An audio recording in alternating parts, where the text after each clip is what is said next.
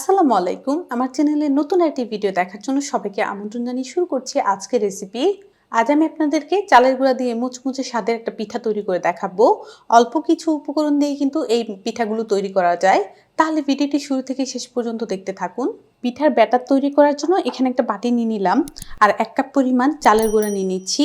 এটা কিন্তু আতপ চালের গুঁড়া আর চালটাকে ভিজিয়ে তারপর আমি গুঁড়াটা করে নিয়েছি।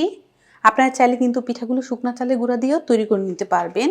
সাথে দিয়ে দিব হাফ কাপ পরিমাণ কর্নফ্লাওয়ার, তারপর দিয়ে দিচ্ছি হাফ চা চামচ পরিমাণ লবণ, 1/4 কাপ দিয়ে দিচ্ছি চিনি। মিষ্টিটা কিন্তু আপনাদের পছন্দ অনুযায়ী বাড়িয়ে কমিয়ে নিতে পারবেন।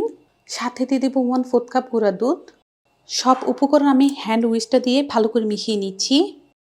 সব কিছু আমি ভালো করে মিশিয়ে নিলাম।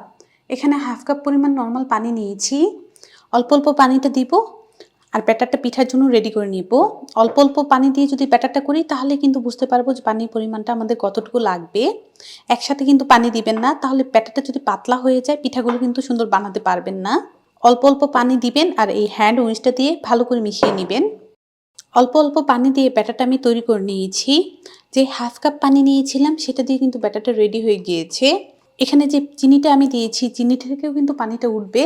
চিনি আর হাফ কাপ পানি তাতেই কিন্তু আমাদের ব্যাটারটা পিঠার জন্য পারফেক্ট হবে। এই ব্যাটারটাকে আমি 5 মিনিট এই হ্যান্ড উইস্কটা দিয়ে ফেটিয়ে নিব। তাতে করে কি হবে, ব্যাটারটা কিন্তু আমাদের একদম স্মুথ হবে। তারপর আমি ব্যাটারের কনসিস্টেন্সিটা দেখিয়ে দিচ্ছি। এভাবেই ব্যাটারটাকে কিছুক্ষণ ফেটিয়ে নিলাম। এখন আমি দেখিয়ে দিচ্ছি পিঠার জন্য কিন্তু ব্যাটারের কনসিস্টেন্সিটা এমন লাগবে। ব্যাটারটা যদি আপনারা পারফেক্টভাবে তৈরি করতে পারেন তাহলে কিন্তু পিঠাগুলো পারফেক্ট হবে। আর এই পিঠাগুলো কিন্তু প্রায় 1 মাস সংরক্ষণ করে রেখে খেতে পারবেন। যেহেতু ব্যাটারটা রেডি, এখন আমরা পিঠার জন্য আরও কিছু প্রসেস করে নিচ্ছি। আজকের পিঠাগুলো আমি এই বোতলটা দিয়ে তৈরি করব। বোতলের কেপটাকে আমি খুলে তারপর একটা শিক দিয়ে ছোট ছোট ছিদ্র করে নিয়েছি। তারপর এই বোতলের উপর আমি একটা ফানেল দিয়ে দিব। আর যে ব্যাটারটা পিঠার জন্য করে রেখে দিয়েছিলাম এই ব্যাটারটা এখন এই ফানেলের উপর ঢেলে দিব। বোতলের ক্যাপটাকে এখন আমি আটকে দিচ্ছি।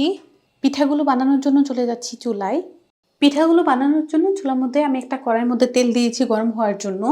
আর তেলটাকে গরম হওয়ার জন্য এভাবেই কিছুক্ষণ রেখে দিব। তেলটা আমাদের ভালোভাবে গরম হয়ে গিয়েছে।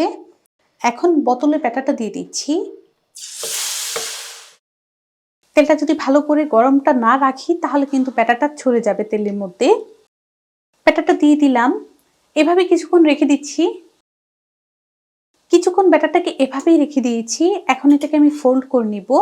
ব্যাটারটা দেওয়ার সঙ্গে সঙ্গে কিন্তু এটাকে ফোল্ড করতে যাবেন না, তাহলে কিন্তু ভেঙে যাবে। ফোল্ড করে নিলাম। চুলার আঁচ মিডিয়াম রেখে কিছুক্ষণ এই তেলের মধ্যে এভাবেই ভেজে নিচ্ছি। আরও কিছুক্ষণ আমি ভেজেছি আর পিঠাটা কিন্তু আমাদের গোল্ডেন ব্রাউন কালার চলে এসেছে। এখন এই পিঠাটাকে আমি নামিয়ে নিব। এই যে দেখুন মাশাআল্লাহ কত সুন্দর হয়েছে পিঠাটা।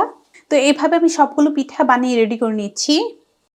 সবগুলো পিঠা আমি বানিয়ে রেডি করে নিয়েছি।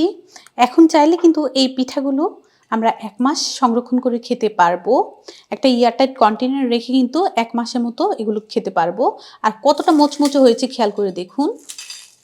আমার বিশ্বাস পিঠা বানালে 1 মাস রাখতে হবে না, বানানোর পরেই সঙ্গে সঙ্গে শেষ হয়ে যাবে। আশা করছি রেসিপিটা আপনাদের ভালো লেগেছে। ভালো লাগলে অবশ্যই একটা লাইক দিবেন, চ্যানেলটাকে সাবস্ক্রাইব করবেন। সবাই ভালো থাকবেন, সুস্থ থাকবেন। আল্লাহ হাফেজ।